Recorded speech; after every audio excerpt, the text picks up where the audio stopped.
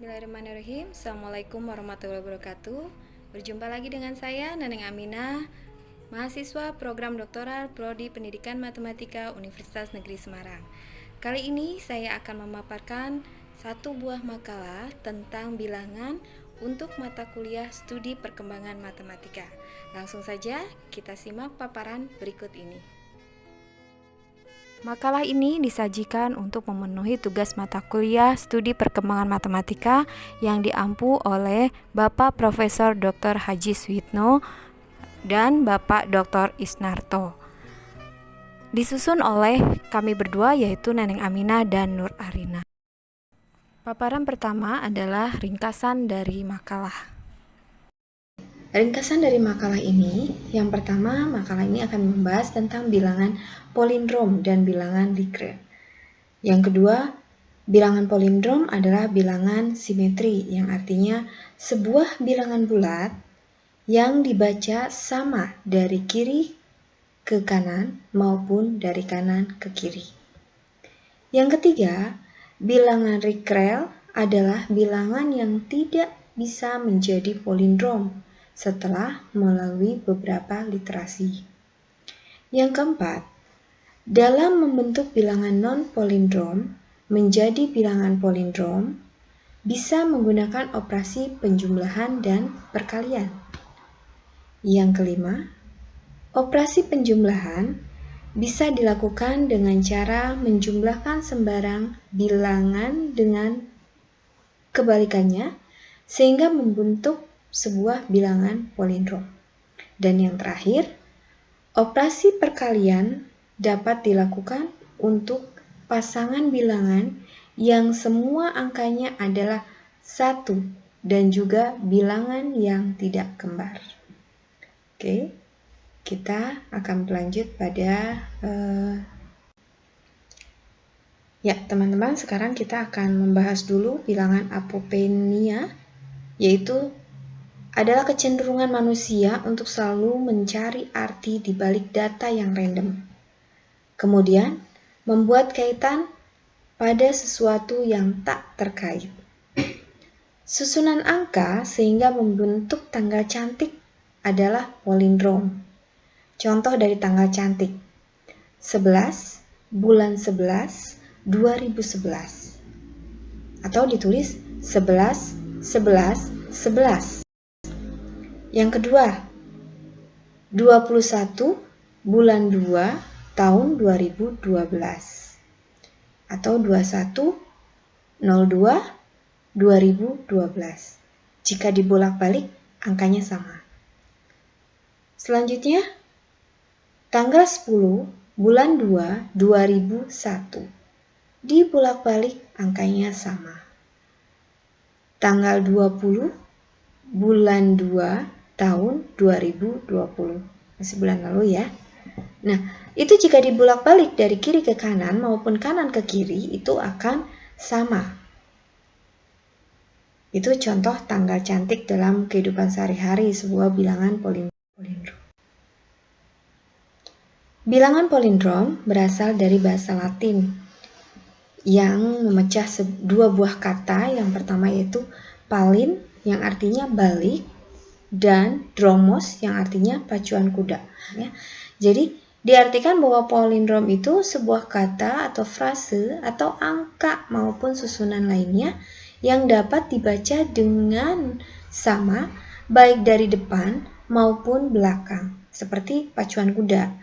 Ditarik depan ke belakang, depan ke belakang, seperti itu. Itulah palindrom dari asal kata dari bahasa Latin. Ya. Contoh selanjutnya dari kehidupan sehari-hari, kita ambil kata katak. Katak, ketika dibaca dari kiri ke kanan, itu akan membentuk katak lagi. Sekarang kita baca dari kanan ke kiri, katak. Tadi dari kiri ke kanan, katak. Sekarang kata ABBA. Kita balik dari kanan ke kiri, sama juga ABBA. Kita ambil kata makam. Dibalik dari kanan ke kiri, tetap makam. Kata ini dibalik pun sama menjadi ini. Jadi intinya, kalau kata atau kalimat yang dibaca dari depan atau dari belakang itu akan sama.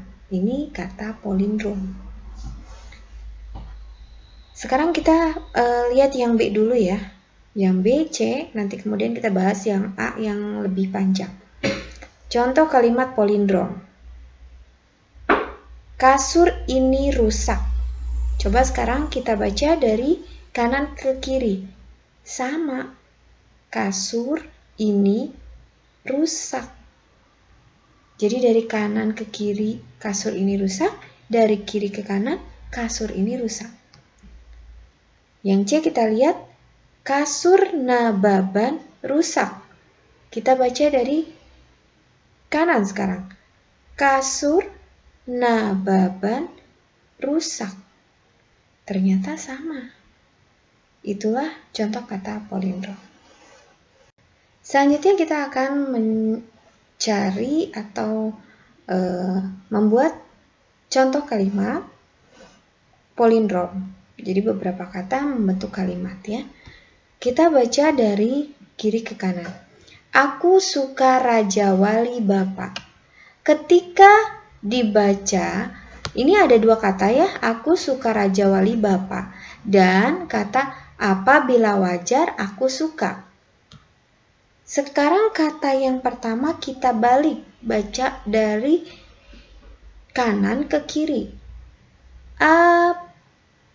Apabila wajar aku suka. Ternyata sama dengan kata kedua. Sekarang kata kedua kita balik dari kanan ke kiri. Aku suka Raja Wali Bapak. Ternyata kalimatnya sama, dibolak-balik itu menjadi suatu kalimat palindrom. Itu dalam kehidupan sehari-hari. Nanti kita ternyata banyak terlihat ya fakta-fakta bilangan palindrom.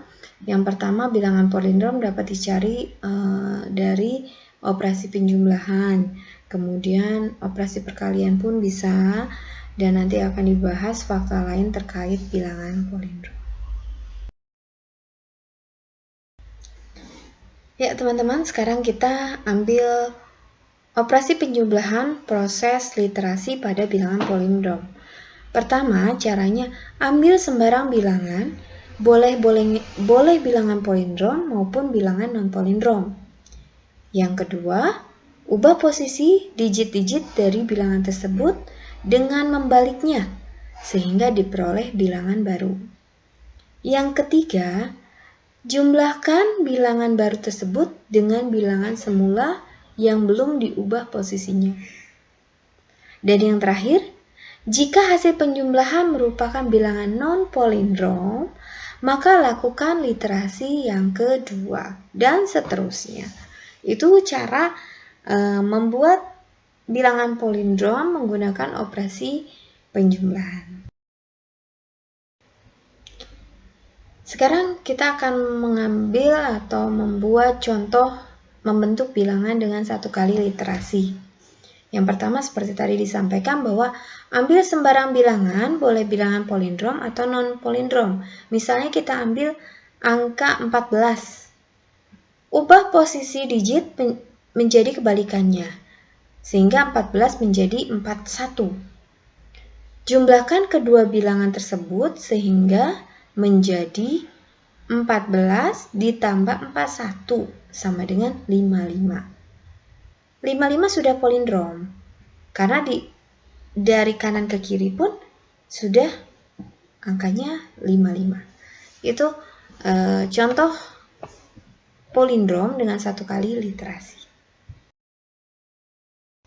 Ya, rekan-rekan semua, sekarang kita akan coba memberikan contoh bilangan palindrom dengan dua kali literasi. Yang pertama caranya, ambil sembarang bilangan, misalnya 635.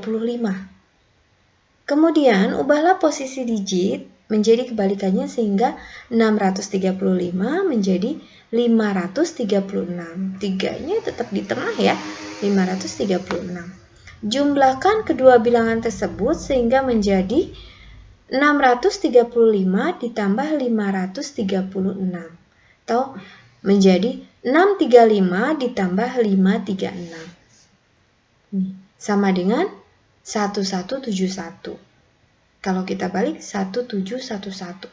Itu sama, bilangannya sama. Pada tahap ini diperbolehkan bilangan non-palindrom. Pada tahap ini diperbolehkan ya, bilangan non-palindrom 1171. Nah, baru sampai sini. Ini belum selesai. Karena bilangan 1171 masih non-palindrom, maka jumlahkan hasil bilangan tersebut dengan kebalikan dari bilangan semula. Jadi 1171 menjadi ditambah 1711. Maka diperoleh hasil 2882 dan diperolehlah bilangan palindrom dari literasi yang kedua, yaitu 2882.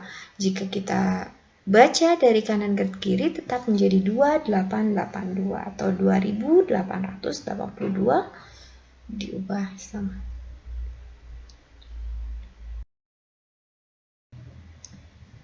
Jadi bilangan palindrom sebelum mendapatkan bilangan palindrom, maka bilangan non-palindrom tadi terus diliterasi sehingga menghasilkan sebuah bilangan palindrom. Nah, sekarang tadi sudah diberikan contoh palindrom 1 literasi dan 2 literasi. Nah, kali ini kita akan mencoba dengan banyak literasi. Di sini saya ambil sampai 24 literasi. Contohnya adalah bilangan 89. Literasi pertama, 89 ditambah 98 menjadi 187. Masih non-palindrom. Literasi yang kedua, 187 ditambah 781 menjadi 968. Masih non-palindrom. Akhirnya yang ketiga, 968 ditambah 869 menjadi 1837. Masih non-palindrom. 1837 ditambah 7381 yaitu 9218. Masih non-palindrom. Literasi kelima, 9218 ditambah 8129 menjadi 17347. Literasi keenam, 17347 ditambah 74371 menjadi 91718. Selanjutnya, literasi ketujuh, 91718 ditambah 81719 menjadi 173437. Ternyata sampai ke 23, literasi yang ke-23 masih menghasilkan bilangan non-palindrom, yaitu 1801200002107. Dicoba lagi pada literasi yang ke-24. 1801200002107 ditambah 70120002181. Hasilnya adalah 88132000023188. Kita baca dari kanan ke kiri pun sama angkanya. Itu contoh bilangan palindrom sampai 20 kali literasi. Nah, itulah pembahasan tentang palindrom yang dibentuk dari penjumlahan. Untuk perkalian nanti akan dibahas selanjutnya oleh rekan saya, Mbak Nur Arina, di part yang kedua. Sekian dari saya, wabillahi taufiq wal hidayah. Wassalamualaikum warahmatullahi wabarakatuh.